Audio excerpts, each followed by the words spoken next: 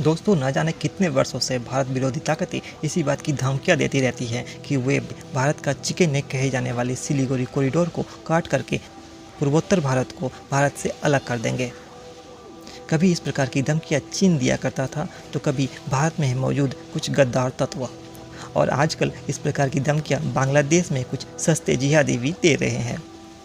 परंतु आज तक इतिहास में ऐसा कभी नहीं हुआ कि किसी ने भी भारत के इस इलाके को छूने का हिम्मत भी दिखाई हो। भारत ने हमेशा से ही अपने इस इलाके की सुरक्षा बनाए रखी है और आगे भी इसे सुरक्षित बनाए रखेगा। जिस प्रकार से बीते कुछ महीनों में भारत के इस क्षेत्र में जिस प्रकार का उथल पुथल देखने को मिला है, इसको ध्यान में रखते हुए कहीं ना कहीं भारत की सुरक्षा एजेंसियां अब नई योजना पर भी काम करना आरंभ कर चुकी हैं। इस नई योजना के तहत वे भारत के इस चिकन नेक कहे जाने वाली सिलीगुड़ी कॉरिडोर के इलाके को और ज़्यादा सुरक्षित और पुख्ता बनाने पर काम भी कर रही हैं, जिसके बारे में हम वीडियो में आगे चर्चा करेंगे। भारत ने इस इलाके की सुरक्षा को बनाए रखने के लिए कुछ योजनाएं बनाई थी और उस योजनाओं को बड़े ही सफलतापूर्वक लागू भी करके दिखाया था। भारत ने अपने चिकन नेक कही जाने वाली सिलीगुड़ी कॉरिडोर की रक्षा के लिए दो मुख्य स्ट्रेटेजी पर काम किया था, जिसमें पहला स्ट्रेटेजी सिलीगुड़ी कॉरिडोर का एक अल्टरनेटिव रूट इमरजेंसी के समय बांग्लादेश से बनाया गया था, और इस योजना को भारत ने बड़े ही सफलतापूर्वक आगे भी बढ़ाया था।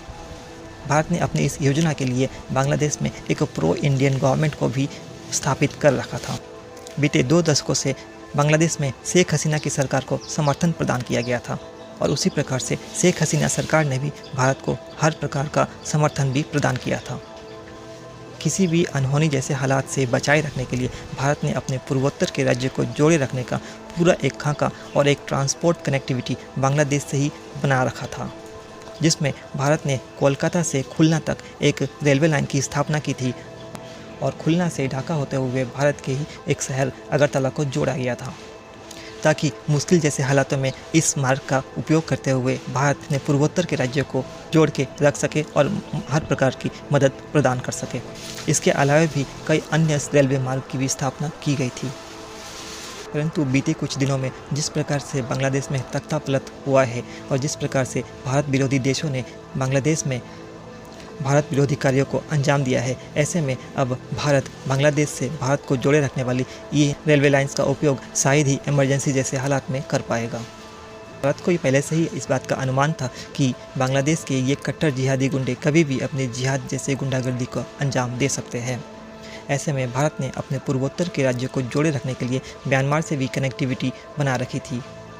भारत ने म्यांमार के साथ कालादान मल्टी मॉडल प्रोजेक्ट पर काम कर रखा था, जिसके साथ उसने अपने पूर्वोत्तर को राज्य को जोड़े रखने का दूसरा योजना बनाया था, जिसमें पहले कोलकाता से म्यांमार के सीतवे पोर्ट को जोड़ा जाएगा और फिर सीतवे से पूर्वोत्तर के एक राज्य मिजोरम को जोड़ा गया था। इस योजना में भारत ने $500 मिलियन से भी ज़्यादा का रकम निवेश किया था, जिसमें भारत ने म्यांमार के सीतवे नामक स्थान पर एक सी पोर्ट बनाया था और फिर सीतवे पोर्ट से पलेतेवा तक जल परिवहन के मार्ग से अपनी वस्तुओं को पहुंचाने का मार्ग भी तैयार किया था। अंत में पलेतेवा से मिजोरम के NH-54 को सड़क मार्ग से जोड़ा गया था। इस योजना को साल 2023 में ही हरी झंडी दिखाई गई थी।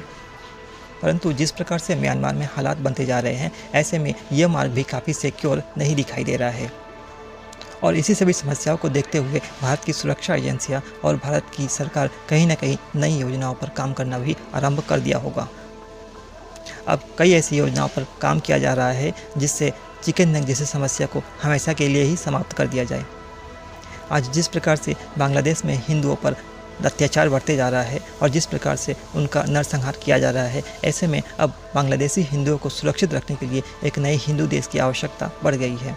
और जिस प्रकार से बांग्लादेश के कट्टरपंथी भारत के चिकन नेक को तोड़ने की धमकियां दे रहे हैं, ऐसे में अब समय आ गया है कि उन्हें वास्तविकता से रूबरू करा दिया जाए। आज भारत चाहे तो बांग्लादेश के रंगपुर और राजशाही जैसे इलाके को एक स्पेशल मिलिट्री ऑपरेशन से बांग्लादेश से तोड़ करके एक नया हिंदू देश के रूप में निर्माण कर सकता है, या फिर इस इलाके को एक बफर जोन की तरह भी इस्तेमाल कर सकता है। इलाके को अपने अधीन में लेने के बाद भारत सीमा पर बॉर्डर फेंसिंग जैसे कार्यों को अंजाम दे करके एक नए बॉर्डर का निर्माण भी कर सकता है। और यदि भविष्य में भारत इस प्रकार की घटना को अंजाम देता है तो यह न केवल बांग्लादेशी हिंदुओं को एक सुरक्षित स्थान प्रदान करेगा बल्कि चिकन नेक जैसी समस्या को भी हमेशा के लिए समाप्त कर देगा। ठीक उसी प्रकार से भारत चाहे तो बांग्लादेश के चिटागोंग जैसे इलाके को भी बांग्लादेश से अलग कर सकता है। बांग्लादेश के चिटागोंग वाले इलाके भारत के ही राज्य त्रिपुरा और मिजोरम से सटे हुए हैं। ऐसे में भारत यदि चाहे तो वहाँ पर भी एक स्पेशल मिलिट्री ऑपरेशन के थ्रू इस बांग्लादेश से तोड़ करके अलग कर सकता है और अपने अधीन रख सकता है। यदि भारत इस इलाके को बांग्लादेश से अलग करता है तो यह न केवल इलाके में रहने वाले बुद्धिस्ट लोगों को सुरक्षा प्रदान करेगा बल्कि यह चिटागोंग पोर्ट जैसे स्ट्रेटेजिक इलाके को भी भारत के लिए उपयोग करने का मौका प्रदान करेगा। यदि चिटागोंग जैसे पोर्ट भारत को मिलते हैं तो यह भारत के पूर्वोत्तर के राज्यों के लिए काफ़ी फायदेमंद हो जाएगा, क्योंकि चिटागोंग के मिलने से भारत के पूर्वोत्तर के सभी राज्य बंगाल की खाड़ी से पूरी तरीके से जुड़ जाएंगे और यह पूर्वोत्तर के सभी राज्यों के लिए एक्सपोर्ट और इंपोर्ट के एडवांटेजेस को भी काफ़ी बढ़ा देगा और इस प्रकार से यह भारत के पूर्वोत्तर के इलाके के विकास के लिए काफ़ी मददगार साबित हो सकता है। ये सभी योजनाएं कोई ख्याली पुलाव नहीं है। भारत यदि चाहे तो वाकई में बड़े ही आसानी से ऐसा कर सकता है। भारत ने पहले भी ऐसा करके दिखाया है। आज जिस प्रकार से बांग्लादेश में हिंदुओं के ऊपर अत्याचार बढ़ते जा रहा है और यदि भविष्य में बांग्लादेश में हिंदुओं पर होने वाला नरसंहार नहीं रुका तो मुक्ति वाहिनी 2.0 बनना लगभग तय है। भारत यदि चाहे तो आसानी से बांग्लादेश को तोड़ सकता है और अपने सीमाओं को सुरक्षित बना सकता है। हालांकि इन सभी योजनाओं की कोई आवश्यकता ही नहीं होती यदि आज बांग्लादेश के जिहादी भारत को तोड़ने की धमकियां ही ना देते, परंतु ये अनपढ़ और सड़क छाप जिहादी जो हर कार्य के लिए भारत से ही भीख मांगते रहते हैं और हर कार्य के लिए भारत पर ही डिपेंडेंट है, आज वे भारत को ही आंखें दिखा रहे हैं। इन जिहादियों को पहले अपने आंखों को खोल करके थोड़े इलाके के जियोग्राफी को भी समझ लेना चाहिए। विषय में क्या कहना है कमेंट बॉक्स में ज़रूर बताएं। आज बस इतना ही। जय हिंद, जय भारत।